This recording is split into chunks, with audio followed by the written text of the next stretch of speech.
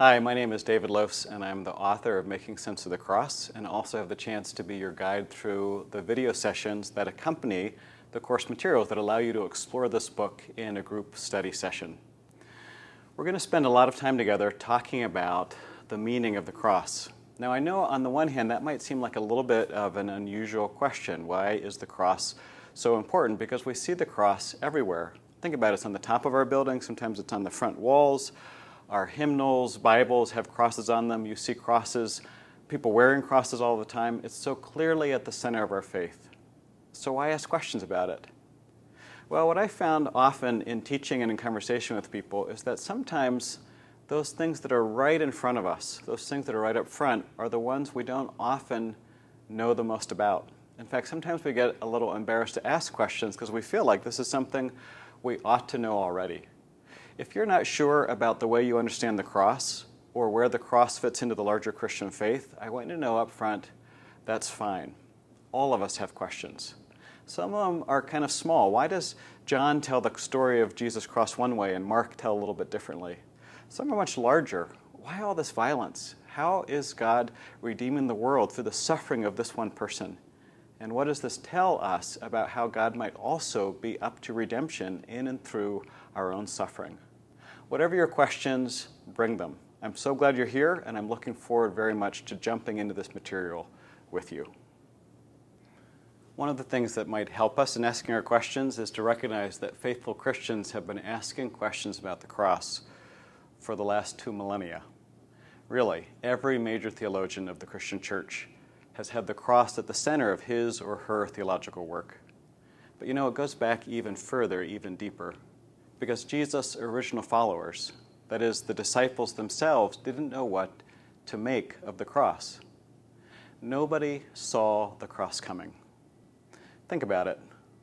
Believers in biblical times, as well, truth be told, as those who live today, when we typically think about God, we think about God in terms of power. And so people expected God to come in power, like a warrior or a king to rescue God's people. But what did they get?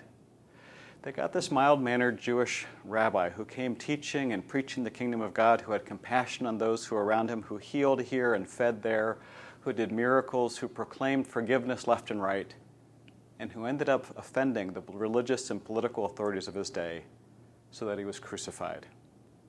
That is, this teacher that held so much promise ended up on a cross dying as a common criminal. Actually, more than a common criminal.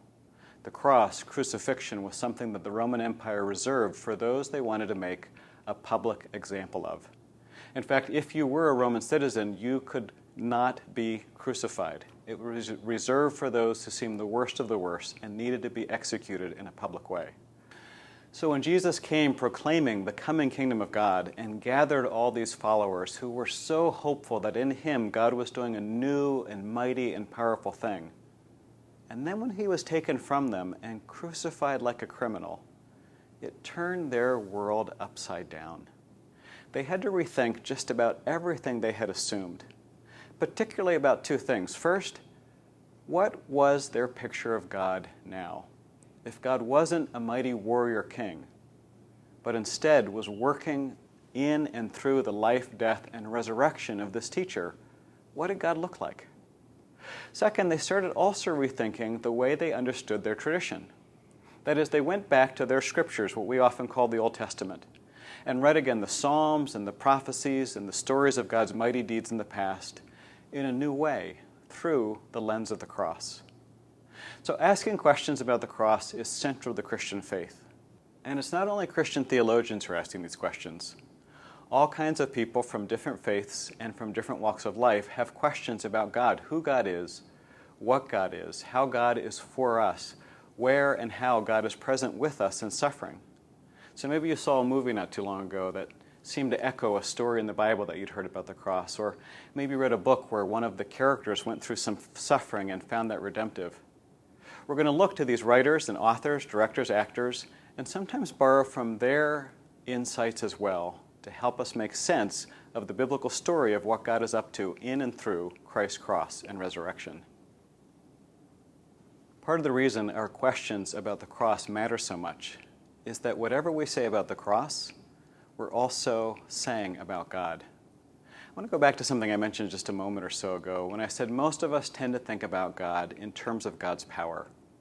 This also has been true for most of Christian theology. There's been a tendency to define God in terms of God's attributes. You probably know what I mean. We might use words like omniscient. That means God is all-knowing, or omnipotent. God is all-powerful. Or we might talk about God being all-just or all-holy. All these are ways to try and give language to something that is bigger and larger than us. And so it's understandable that we might think about God and revert almost immediately to talking about God's attributes. The challenge is that before long we've described a God that is so big, so huge, so holy, so just, that it's really hard for us to imagine this God being involved with us, this God being approachable to us, this God caring about us, this God being able to put up with us. Before long, the God of attributes can be so big that that God is terrifying, even crushing. Martin Luther, a 16th century monk and reformer of the church, had a very similar experience. He grew up in the medieval world that stressed God's attributes, that God was all just, all holy, all knowing, and it terrified him.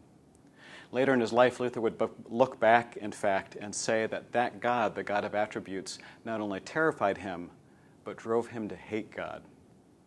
Luther instead insisted on looking not at God's attributes, that is what we think about God, but instead Luther wanted us to look to what God actually did in the person of Jesus.